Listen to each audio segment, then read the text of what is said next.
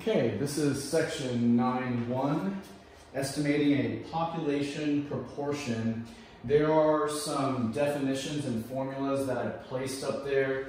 When we go through these, we will I'll talk about them as we go through them. So I don't want to talk about them now. We'll talk about them as we approach, as we go through each of the problems here. So with that said, we have some definitions to get started. Problem number 1 says a blank is the value of a statistic that estimates the value of a parameter. That is known as the point estimate, okay?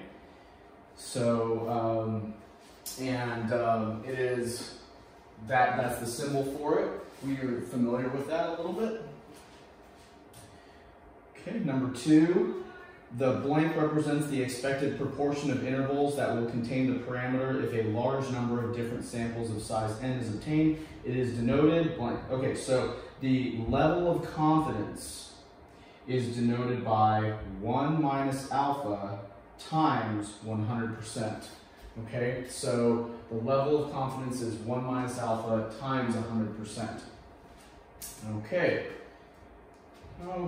on to number 3. Now, number 3 kind of gets us started with the first round of work that we have to do. It does reference the previous problem of that level of confidence. And so what we want to do is learn how to determine that in our problem. So let's take a look here. We have, they say compute the critical value of z alpha over 2. So they want to know z alpha over 2. For an 82% level of confidence.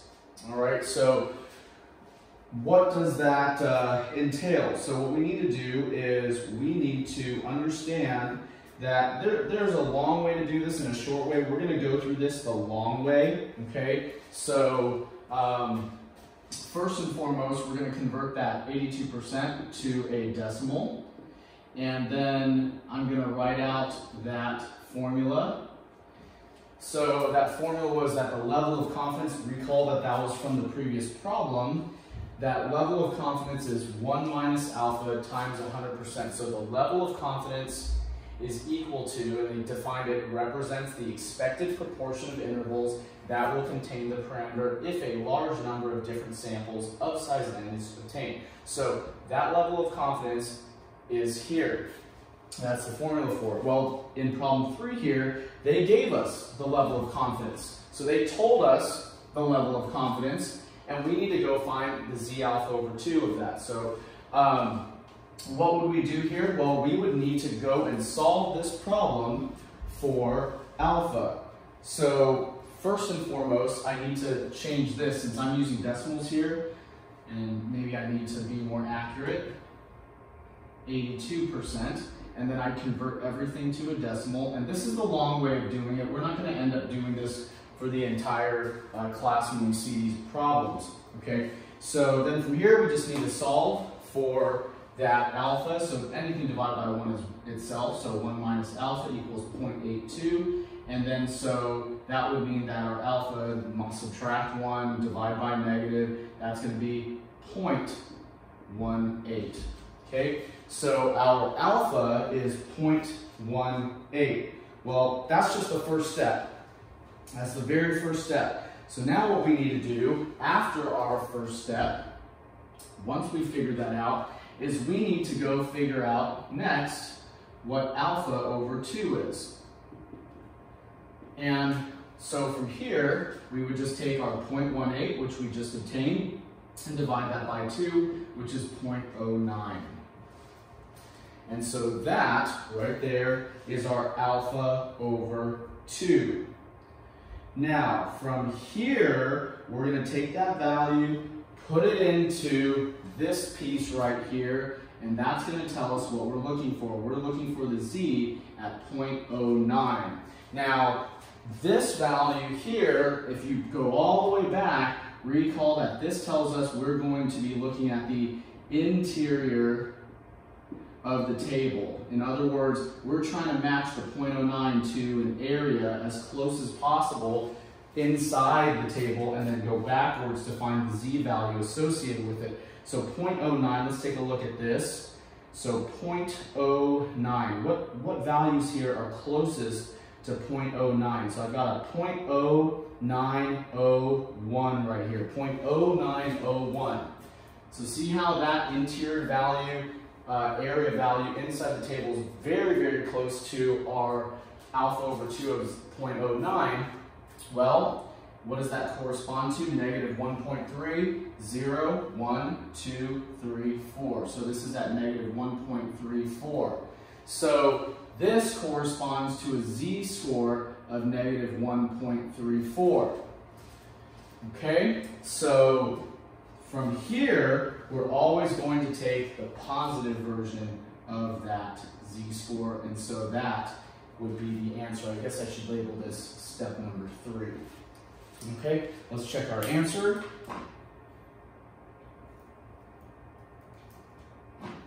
And there it is. Okay, so 3 steps. Number 1, figure out your alpha value based on your confidence, level of confidence. Number 2, divide that value in half. Then take that value, which is right here, and that value is going to be used to find the closest matching value in the interior of your table of values, and then you would find your z-score. If you end up with a negative z-score, you're always going to take the positive version of it. Now, I do want to pause for just a moment to have you guys take a look at what's going on here. And you really, honestly, do not need to go through all of this work. When you're going through and figuring out your level of confidence, it's really straightforward. If they give you an 82% level of confidence, just ask yourself, what's the difference between 82% and 100%? Well, 0.18. This is essentially a very complicated way of finding the difference between 82% and 100%. That's 0.18. There it is. Then, of course, if you're calculating the alpha over 2, you divide that. So you can really go from them telling you the level of confidence to immediately that 0.18. Okay, so that's what we're going to do in future problems here. So you're not going to really see me go through all this work, but know that that's where it kind of originates from. Okay, so there it is. There's problem number 3. And let's move on to problem number 4. Now, in problem number 4,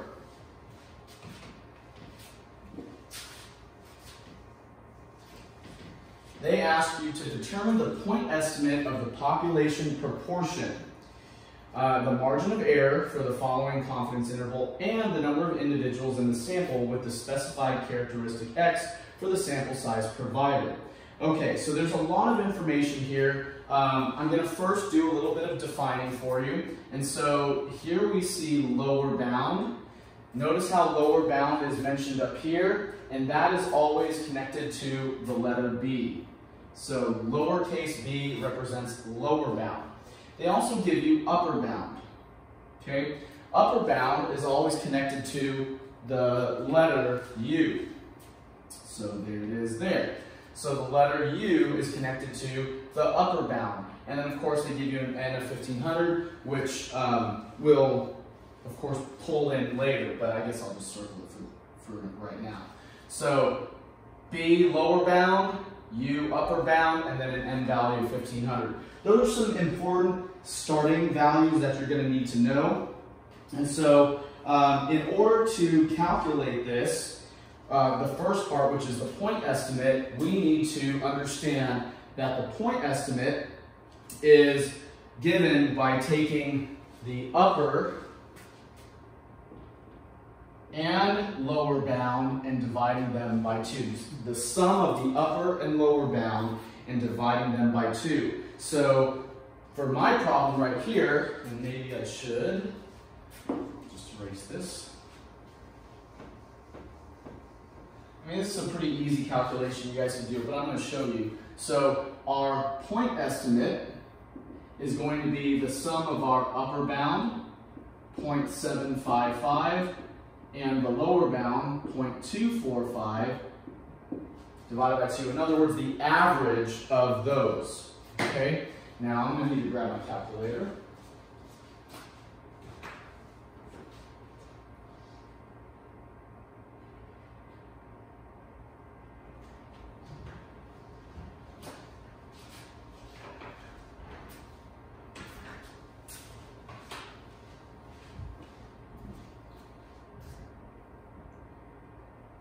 So let's see here, 0.75, whoops. 0.755 plus 0.245, and then divide that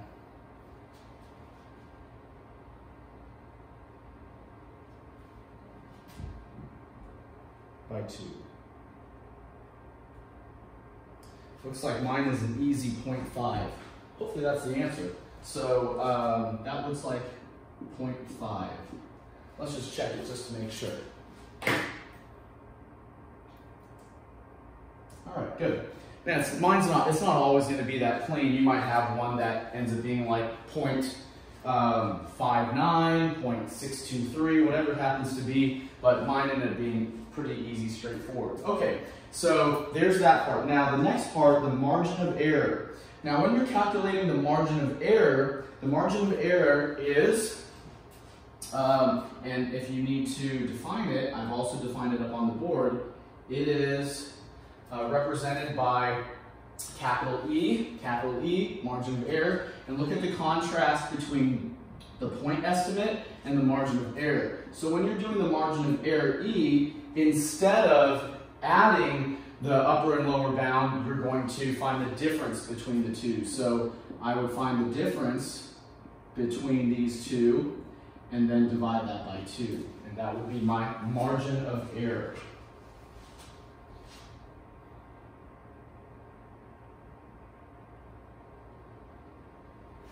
And that should be 0.255 for mine. All right.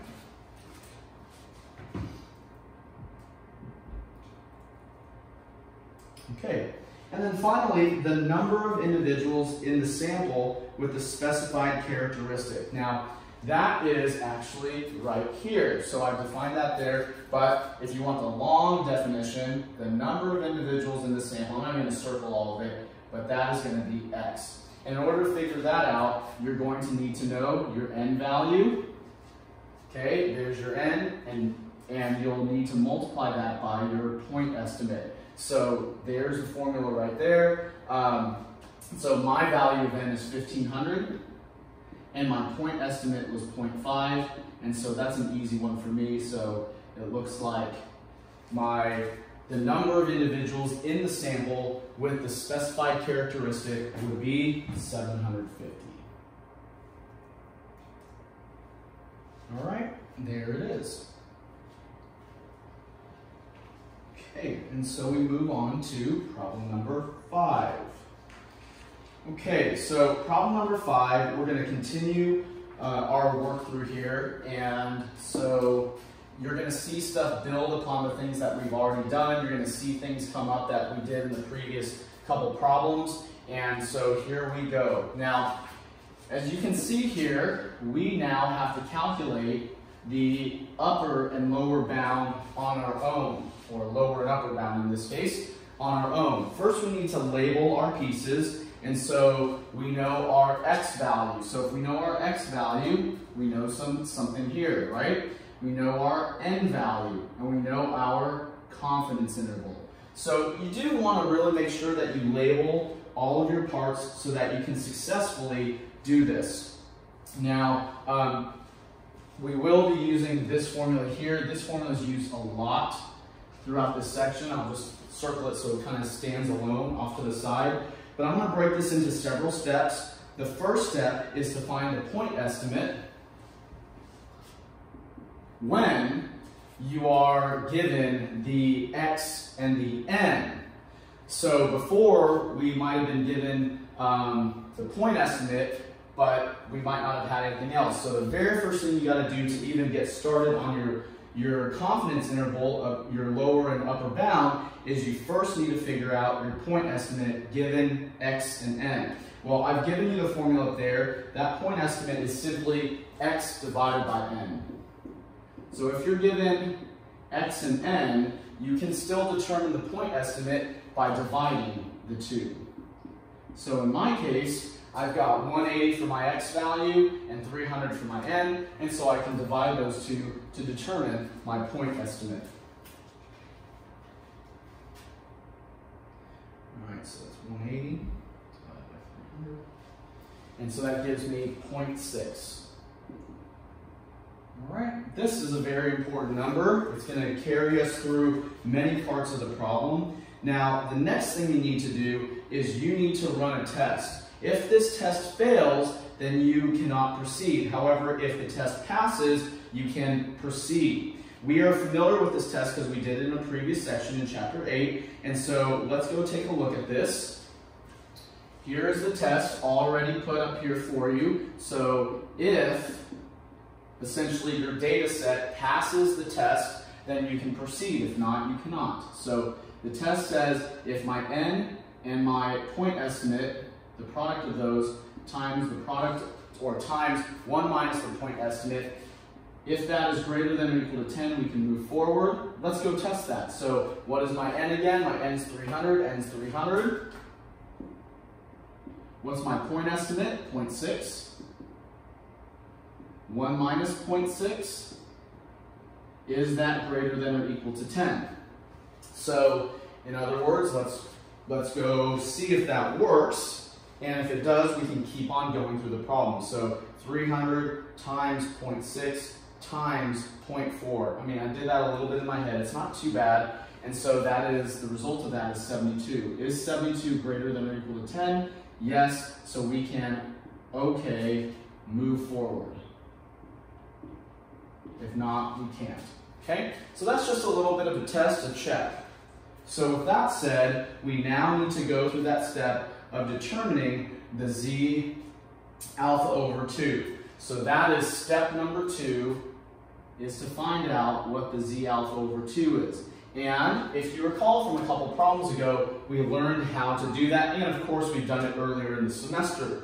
So let's take a look. How do we determine the z alpha over 2? Well, there's a couple ways. We can go look at our confidence interval. Here it is.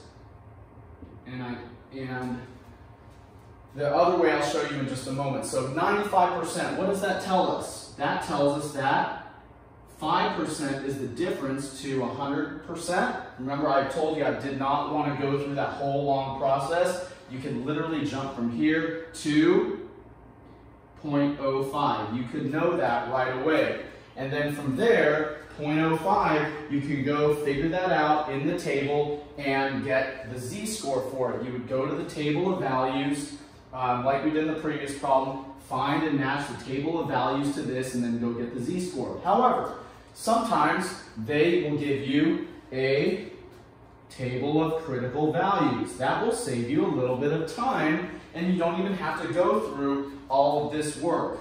Okay? Instead, they will immediately tell you what that happens to be. So for example, take a look here. In my problem, I have a 95% confidence interval. Look at this, 90, 95, 99. These are kind of some general values. 95% confidence interval, what does that end up being? 0.025. Sure enough, if we divide that in half, what does that end up being? 0.025, right?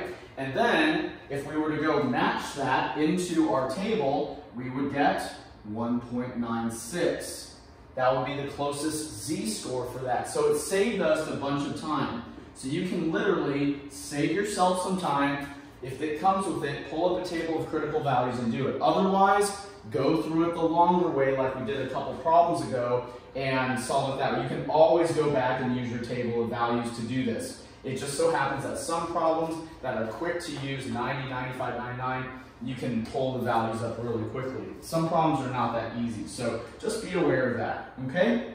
So this is just essentially a fast track to get this value.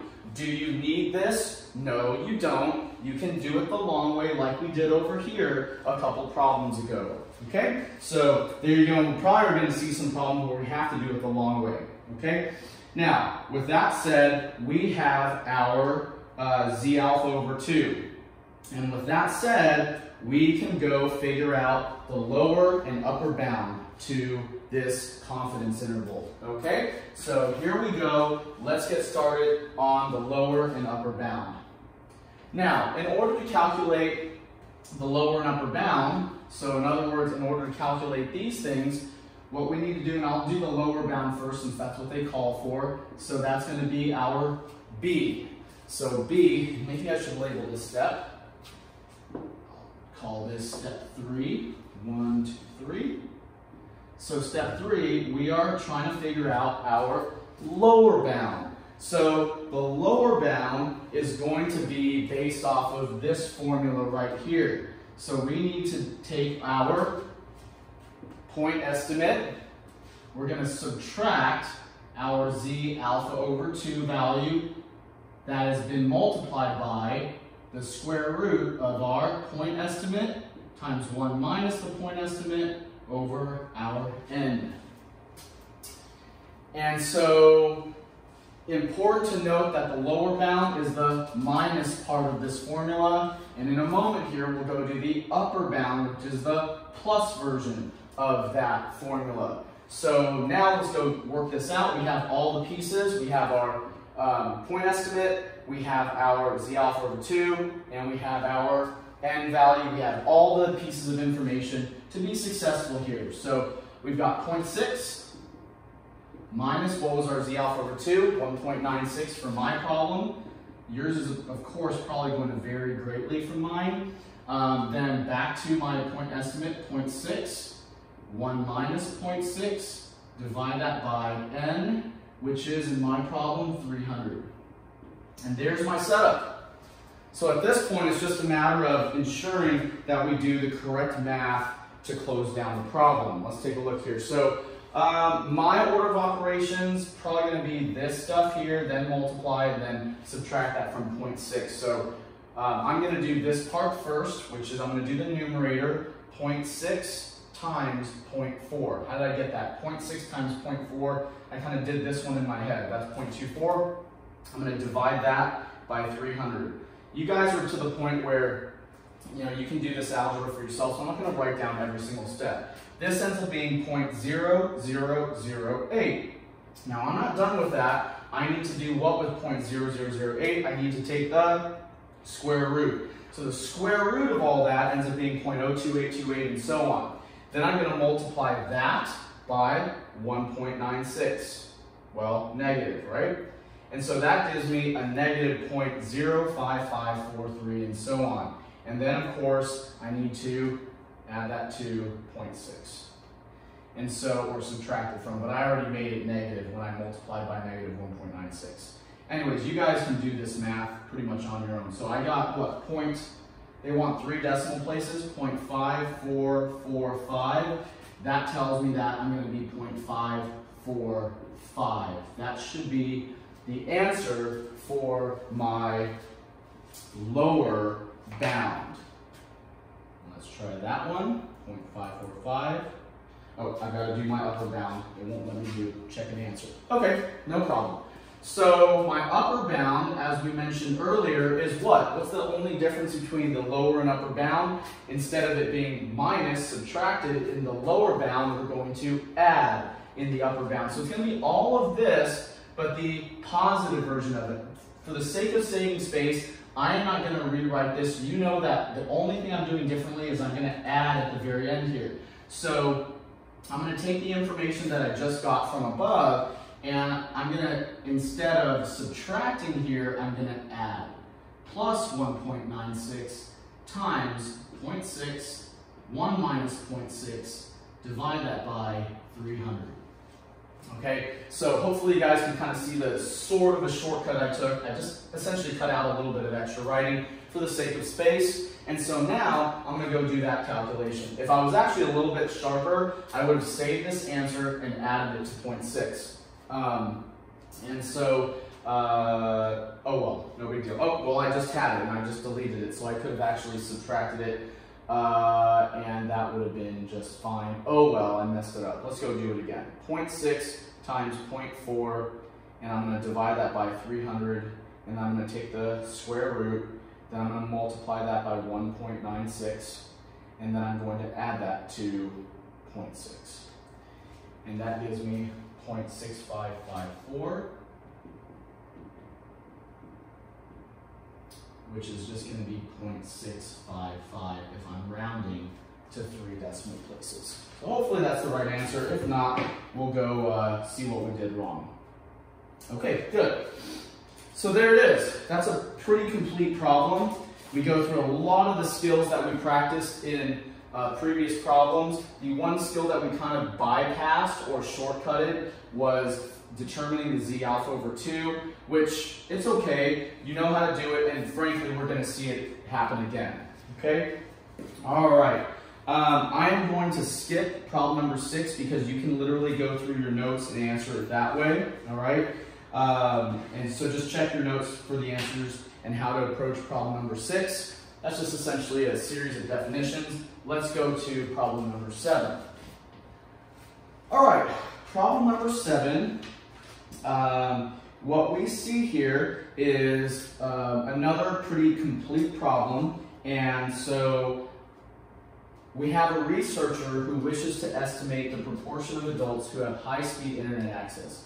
What size sample should be obtained if she wishes the estimate to be within 0.01 with 95% confidence? Okay, so let's highlight some of the important pieces. So what is the 0.01? 0.01 is the E, okay? You need to know that. 0.01 is our margin of error. And then, of course, 95% confidence, we know what that's supposed to be. Oops, I actually can't. Need to leave that a little bit under there open. So there's our 95% confidence. We know what that's going to lead to in just a moment. We know that that right there is tied to our z alpha over 2. Now, there is a third piece of information that's very important here, and that is the first piece in part A. A previous estimate of 0.54. That is your point estimate. All right? And so that information is pretty much all the information you need to go and answer this question. The question is, what size of a sample should be obtained if she wishes the estimate to be within 0.01 with 95% confidence if, part A, we have a previous point estimate of 0.54. All right. So in order to answer this question, we've got to take all that information, put it all together, and there is a formula that we're going to need to answer this that I actually left off of there, and I'll put it up in just a moment. Okay? So let me erase this. And it is in your notes. The formula is in your notes, so you should be just fine. If you're looking at your notes right now to write that down, I guess put it right here. And so N equals P, 1 minus P, Z alpha over 2 divided by E, and we're going to square that value. Okay, so that is the formula that we need to utilize to obtain our N value. Maybe I should circle it so that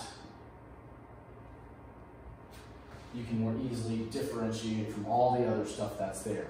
Okay, with that said, let's figure that out given the information we have. So we're doing part A right now, and we're trying to find the sample size. And we can find that out if, so long as we know the point estimate, the margin of error, and the confidence level. Okay? So here we go. Let's fill in the pieces. So our N is going to be 0.54 times 1 minus the 0.54 times our z alpha over 2. Now, let's go figure that one out right now. So off to the side here, this little side work, we need to figure out the z alpha over 2 for what? A 95% confidence. So a 95% confidence is going to determine what our z alpha over 2 is. And so that is where we pull our table of critical values real quick. It's right here. So click that. There it is. And remember that this is not, and you don't need this. It's just a shortcut for you. You could manually calculate this. What's the difference to 100%? 5%. Divide that by 2, 0.025. Go to your table, go figure that out. The area and the z-score associated with that. Okay? So this is just a shortcut. If, again, you want to recall how to do this by hand without the shortcut and just the table of values, back up to whatever problem 3 or 4, whatever that was. But look at the shortcut. We know we want a 95% confidence. Yours might be different. That gives us an area of 0.025, and so what is the key value here? 1.96.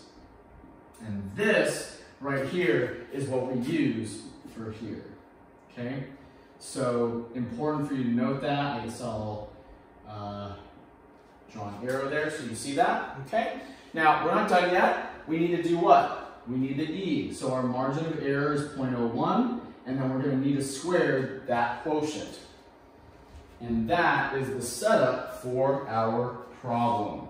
All right, so let's get to work here and figure this out. So I've got, let's see here. I'm going to try to do this first, then square it, and then do this other stuff. So I got 1.96 divided by 0.01, and then I'm going to square that. Then I'm going to multiply it by, well, whatever this is. What is 1 minus 1.54? Well, that's going to be like 0.46. So I'm going to multiply that by 0.46. And then I'm going to multiply that by 0.54. I essentially worked backwards through here. And of course, you could do it however way you want. And so that gives me a value of 9,542.53. I don't know what they want us to round to. We'll find that out in just a moment. Round to the nearest integer. So the nearest whole number, so that's 9,543. Now, when I was working through these, I noticed, just like in Chapter 8, that some questions weren't quite right. It might be 1 or 2 off from the answer they wanted. So let's just see if they like my answer. If not, and if you happen to get on your quiz, mine worked. If you get on a quiz and you get it off by 1 or 2, you know you did the right work, let me know, and I'll be happy to adjust your quiz. But this one seemed to work out just fine. If you'll notice in your notes, the one in my notes, the example in my notes that I worked out for you there, that had a different answer. It was like 1 off from there. So anyways, but we solved it the same way.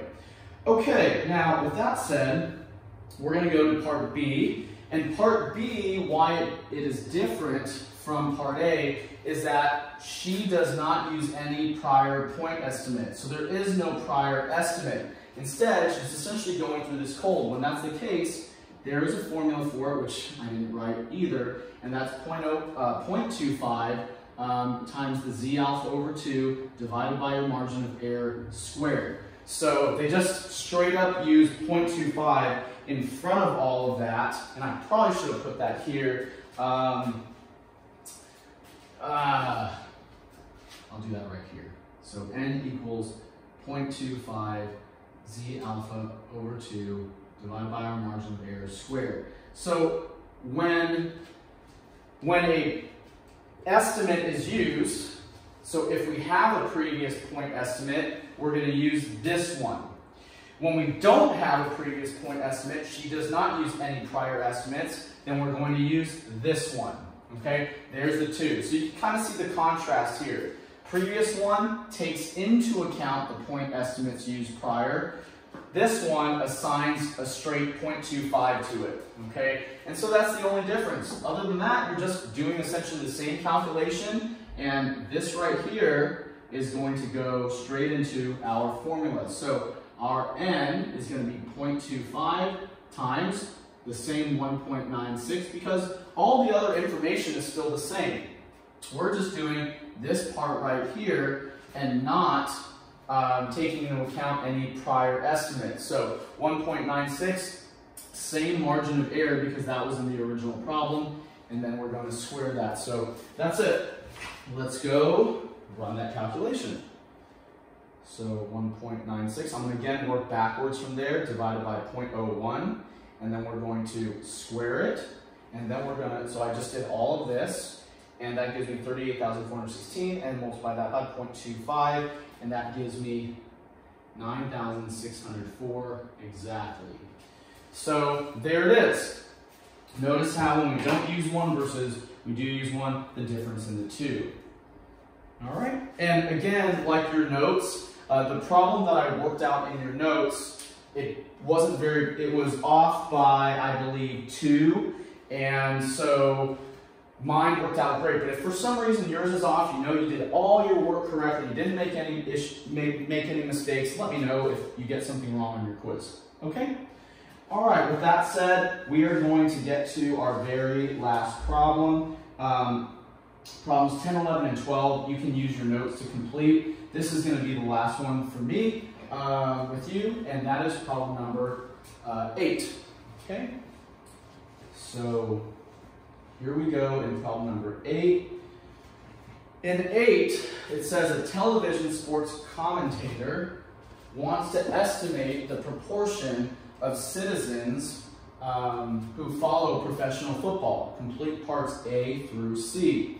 Okay, what sample size should be obtained if he wants to be within 2 percentage points with a 96% confidence? So, first and foremost, what we need to do, and if he uses an estimate. So, this should start sounding a little bit familiar.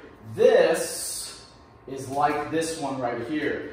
This part A is just like this part A. Notice, what do they give you? They give you within 2 percentage points, within 2. And let me be a little bit more accurate about that. So, within 2 percentage points. In other words, what he's telling you, or she's telling you, or the problem's telling you, is this sports commentator wants the error to be 0.02. Okay, wants the error to be 0.02. Now, the second thing we need to account for is this 96% confidence. This right here is going to end up impacting our point estimate, isn't it? Oh, I'm sorry, not our point estimate, but our Z alpha 2. This is our point estimate. So, should have done it side by side. So this is going to end up impacting our Z alpha over 2. We'll work through that in just a moment. And then finally, this right here, this 48%, that is going to be our point estimate. And that point estimate is going to, if you want to, you can go ahead and convert it to a decimal. That's going to be 0.48. Okay, so before we get going, what I want to do is go do the side work for that Z alpha over 2. So notice how in the previous problem they gave us the error, the margin of error. They gave us the point estimate. And then they gave us a certain level of confidence. The previous problem, they gave us a 95% confidence, whereas in this problem, it's 96%. So we need to go figure out the side work for this. I'm just going to go ahead and, I could save that. So our Z alpha over 2, we need to figure that out. So 96% confidence. What does 96% mean? That means that we're really looking for 0.04.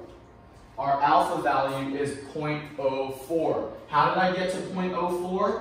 Because what? The difference between 96% and 100% is 4% converted to a decimal, 0.04.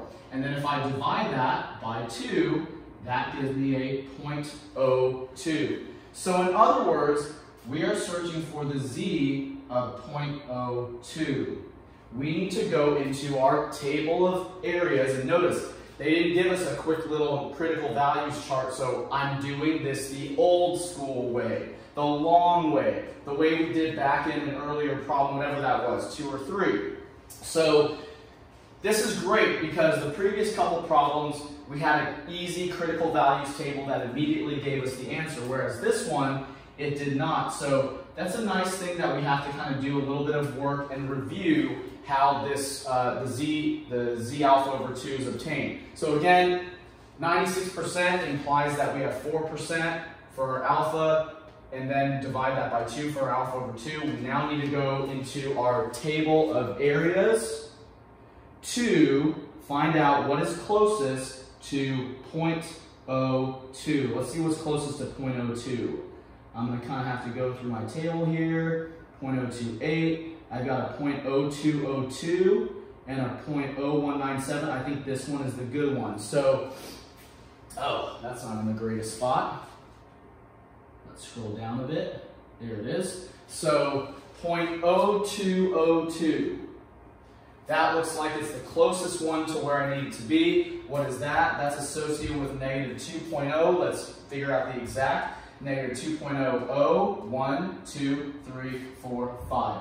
Negative 2.05 is the z-score for that. Now, do we use the negative value? No. As we discussed in that first problem, this is going to end up being, we're going to take the positive version of it. So this is our z alpha over 2 that we are going to use for our problem. So this is going to end up getting dragged into the parts of the problem that we do here. So with that said, our z alpha over 2 is, I'll just write it over here, 2.05.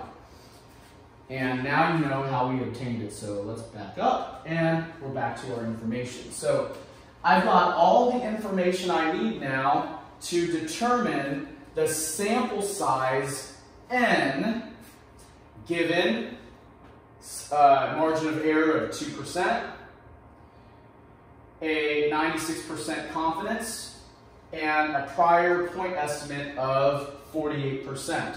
I can put all of those values into here, like we did in problem number 7, and go determine the sample size. Okay, and let's go do that. So I'm going to go, I'll just rewrite most of this stuff here. Leave that little bit off to the side. So our n is going to be our point estimate, 0.48.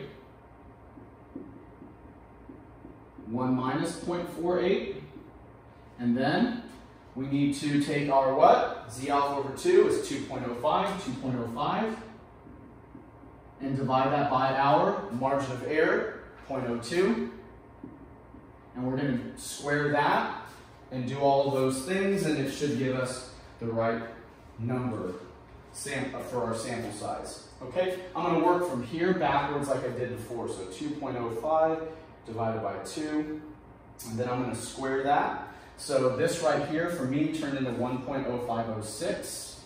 Then I'm going to multiply that by whatever this is. Well, I'm going to do this quickly in my head rather than on the calculator. That looks like it's going to be 0.52. So I'm going to multiply that by 0.52. And then I'm going to multiply that by 0.48. And that gives me, I must have made a mistake. Let's try that again. So 2.05 divided by 2.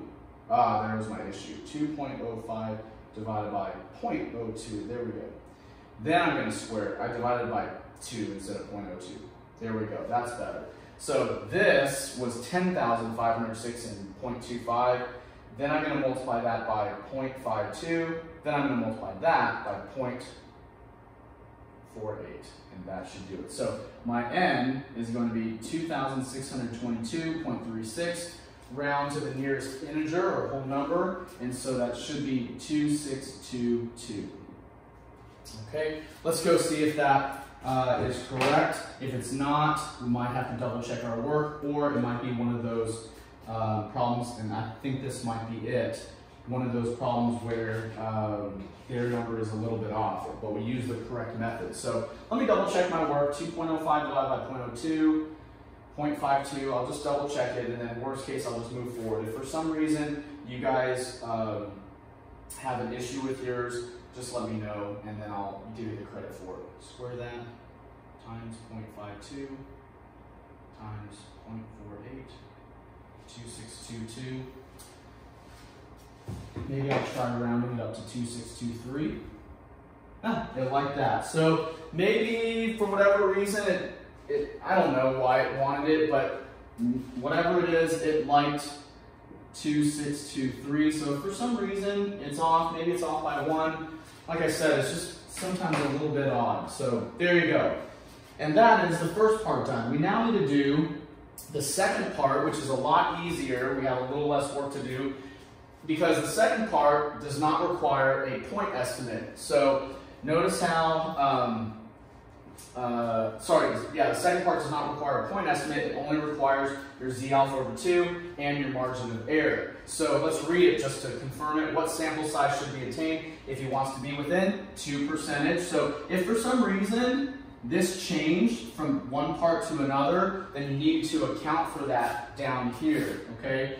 If it didn't, which is probably not going to because they're actually trying to show you a comparison between these two, then you're going to use the exact same error. So this is indeed the exact same error, but you should pay attention to it. So I have a margin of error of 0.02, and then double check the confidence. This is a 96%, so I'm going to use the same z alpha over 2 of 2.05 that I obtained earlier in the previous problem. Okay, so I've got all the information I need. Let's get to it. This 0.25 is part of the formula, and so because it is an estimate of that, we don't have a point estimate. We use a kind of like a generic value, an average value here. Z alpha over 2 is 2.05. My margin of error is 2 percentage points, and I still need to square that. All right, so let's take a look at our work here.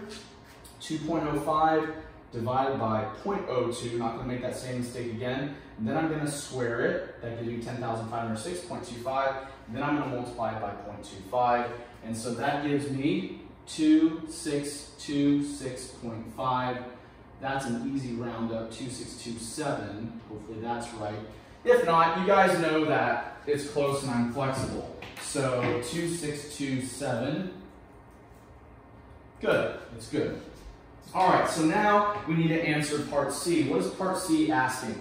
Part C asks, why are the results from parts A and B so close? And the answer to that is that the results are close because if we go do a calculation on part C, which we'll do right over here, if we go do a quick calculation and we take the point estimate and multiply it by 1 minus the point estimate, you're going to see here why they're so close, and that's the answer. So, and you can see it in your notes, I highlighted it as well. So what is that? So what was my point estimate? My original point estimate was 0.48. 1 minus 0.48. So essentially, what is this? That's this little piece right here. This piece right here of the point estimate times 1 minus the point estimate was replaced by 0.25.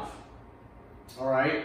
And so let's multiply that out and let's go see exactly what that ends up being. The answer is actually right in front of you in your answer choices, but we'll just do it. 0.48 times 0.52 is 0.2496. Now, what's 0.2496 close to?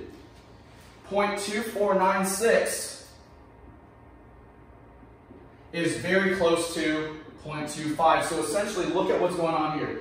This part and this part, the z alpha over 2 divided by your margin of error squared, that remained unchanged between the two parts of the problem. What was the only part that changed? This part right at the beginning. So if that was the only thing that changed, and this part, when calculated, is 0.2496, and this part that replaced it is 0.25, they are so close together. One is just essentially a roundup of the other, and so that is the answer. And that's it. Problems 9, 10, 11, and 12, you should be able to answer on your own. They're not too tough. You should be able to do it. Well, I guess I could do number 9 for you. Let's just go do number 9 to close things out, okay? So let's finish this and go do 9 for you. Do one more problem. Check the video's running. Okay, good. All right, so problem number 9, it's a pretty easy one, and what we have here is we have a poll, and 69% of the people polled answered yes to the question. We'll pause right there. What is that 69%? Because we've learned that we need to label our pieces. That 69% is your point estimate. Convert that to a decimal right off the bat, okay? So real important, just kind of label stuff as you kind of get going. They were polled the question, are you in favor of the death penalty for a person convicted of murder? The margin of error in the poll was 2%. Perfect. That immediately told you, very straightforward what that was. That's your E, and so you're going to write 0.02. Easy. Now, and the estimate was made with a 96% confidence. So that right there is going to tie you to your Z alpha over 2. And actually, this is wonderful because I already have a 96% confidence in the previous problem, so that saves me a ton of work to do in this one. I'm going to save myself some work and immediately write out that my z alpha over 2 is 2.05. I hope you see where this is coming from. It just so happens, coincidentally, that the previous problem wanted the exact same confidence level, and so that confidence level had to match it. I already did all the side work, so I can just use that value again of 2.05. All right, so if you didn't have that, then the very first step you're going to need to do is you're going to need to calculate that for yourself. You will need to calculate that z alpha 2 because you can't do anything without it. All right, so with that said, what are we doing? Are we doing part B or part A from the previous problem? Well, clearly, because they provide you with a previous point estimate, you are doing A. If they did not provide you one, or you're not going to use one, you would use B and replace that with a 0.25. So, in other words, we're just doing part A all over again from the previous problem. So the minimum number of surveyed people, N, so this minimum number of surveyed people, N, is going to be what? Our point estimate, 0.69, 1 minus 0.69, and then z alpha over 2, 2.05, divided by margin of error, 0.02. Just so happens to be the exact same thing as our previous problem, squared. The only difference here is that our point estimate has changed. So here we go, let's close this problem down. If for some reason the rounding is off, we'll deal with it then. 2.05 divided by 0.02 squared, 10,506.25. That's what this is. Then I'm going to multiply that by, well, I'm going to do this real quick in my head. That's actually 0.31. So 1 minus 0.69 is 0.31, so 0.31. Then I'm going to multiply that by 0.69. All right, so that gives me 2,247.28. So looks like it's either 2247, or maybe if for some reason it doesn't like that answer, we'll try 2248. We'll try one of the two. All right, so whatever ends up being, we'll see. 2247. It didn't. Let's try 2248. And it seems to like always the slightly bigger one, no matter what. So maybe you just opt with the slightly larger one, even if it violates the rounding rules. So that's it. 10, 11, 12, you can do that on your own. That's all.